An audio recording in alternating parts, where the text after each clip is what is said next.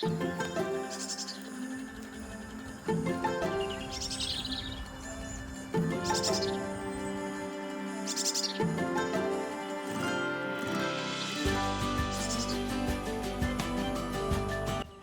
and welcome back to our super mega little YouTube channel, and a massive thank you to all the people who gave really good advice on our last vlog about authorised council parkups. Very helpful, anyone reading the comments. And with that in mind, bear in mind how helpful that was, and like all mega super YouTube channels, even when they don't have any content, they manage to just about squeeze some content out, and that's what we're doing. We aren't heading off in the van until Sunday, so we're just going to squeeze this part 2 of good value parkups, and we're going to share 3 schemes across the north of England and Scotland that we've used. There may be more, but that we've used that we think are really good schemes so that motorhomers feel welcome and have a place to spend the night. Yes, we are just squeezing one out. So following on from last week's vlog, where we sort of laid out a way that you can have a little sneaky weekend break or midweek break on really reasonable terms in authorised parkups using recognised schemes. That were long-winded, weren't it? It was. Our first up is the CAMpRA air system, the campaign for real airs. Now there's been over 120, maybe 130 124 when I looked this morning. It fluctuates, but you know, we don't want to be too precise. And we've stopped at about a dozen ourselves. So our findings are based on only 10% of the available CAMpRA airs. But we find them really good, really useful. And there is a vlog that we've already done, and we'll put some details up so you can do that. The only thing that's changed since we made that last video is that you now have to become a member of CAMpRA. This is free to do, and then you just get a membership number to share with your host. And that's to keep them legal because of the fact that they can accredit and certify the airs. You'll just need to go to the CAMpRA Facebook group page where you'll find links to be able to do that. Then you get an email with your membership number on, and you're good to go. So in order to find the CAMpRA airs, there are a few ways. Firstly, you can go to the website and click on a link that takes you to the search for sites map where they are all listed, and the website is due to be renewed and it will still be on there. The second is to go to one of the camping apps such as Search for Site or Park for Night. And the third is to go to the CAMpRA Airs Rally group and go to the featured tab, and there are maps there that you can go on to that take you to the Search for Sites link. Here is one CAMpRA air that we went to last year that we haven't shared before, and it's a popular one up on the moors near Alston.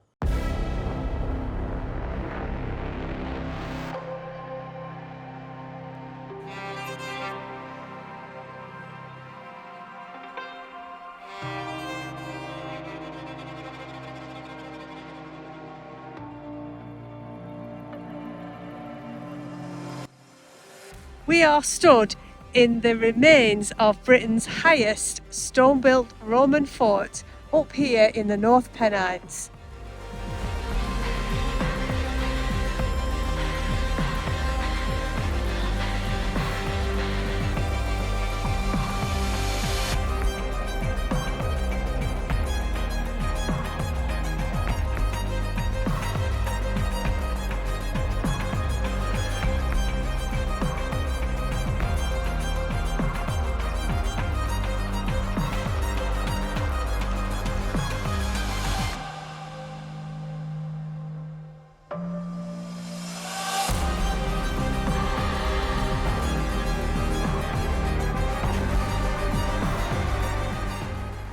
This is a brilliant stop, made even better because there's a lovely cafe that's open every day, serves fabulous breakfasts, and you can even get something for your tea.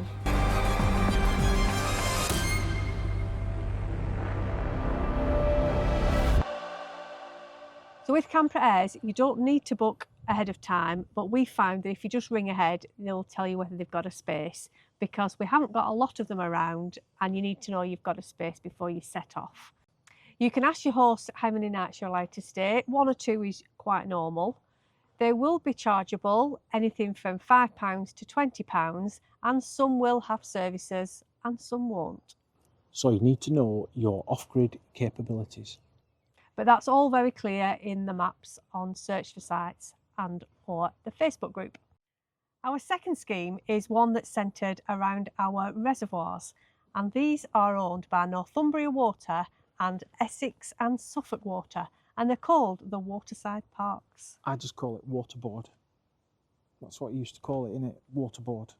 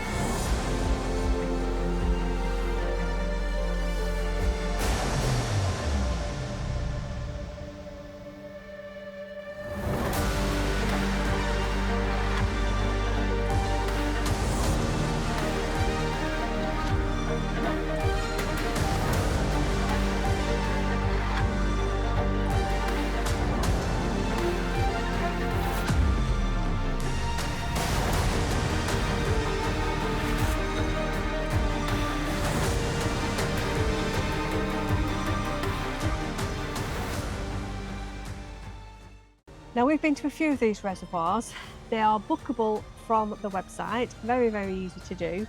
Most of them are £10 for the overnight stay, and there are 5 spaces that are bookable. You do also need to pay for the daytime parking, which is £5, and the only one that's a little bit more expensive is the one at Kielder Water.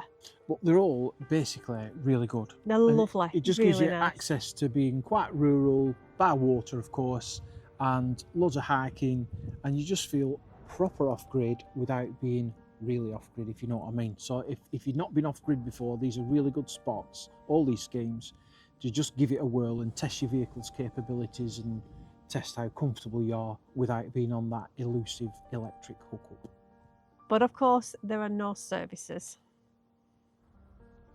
So know your weights and measures. I've said that before, You've haven't said I? that before. Know how long your little potty will last. That's However, basically one it. of them, Grassholm Reservoir, also has an observatory that you can book on in advance and look at the stars. It's not for me. The third scheme, and these are all schemes that we've tried, I'm sure there are more, is the Forestry and Land Scotland Stay the Night scheme, which basically is forest car parks, very rural, lots of dark skies, really beautiful.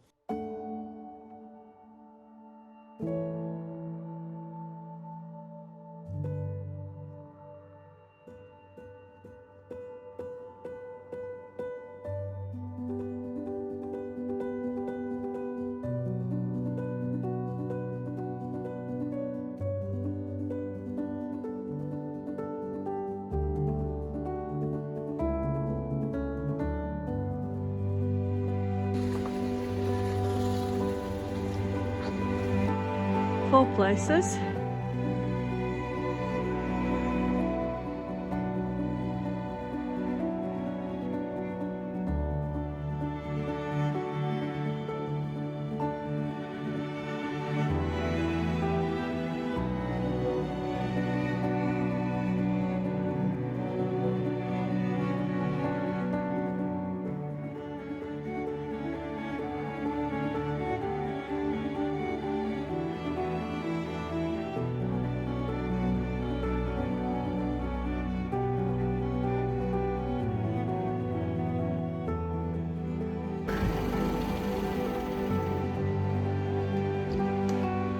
another stunning location.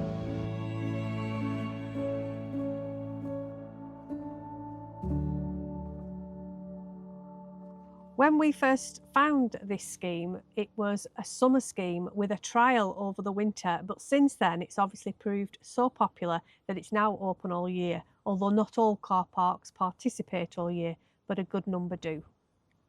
What they all are is a nice hard standing and usually with a cracking view, and an odd one has a service point. That's right, isn't it? I think there's about 4 of them have service points.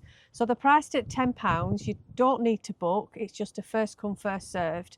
There are limited spaces, and if you stay at the ones that do have the services, it's £13 or £5 just to do your services. So it's a really good scheme. And they're dotted all over Scotland. Some of them do have length restrictions, so you do need to check before you set off as to which one is suitable for your van. However, we have stayed in some of the ones that say there's a limit at 7 metres and we're 7.4, and it's been all right. We're a bit bigger than average. And you can only stay for one night and then move on to find another one. So, but you could move from Forest car park to Forest car yes, park, you could, and we did string that. them together we and strung, then come back yeah. to one. But it's to stop people doing obviously multiple nights and just hogging the facility to themselves. And as usual with all of these schemes, it is parking, not camping, and the same things apply to having no chairs out, awnings, blah blah blah.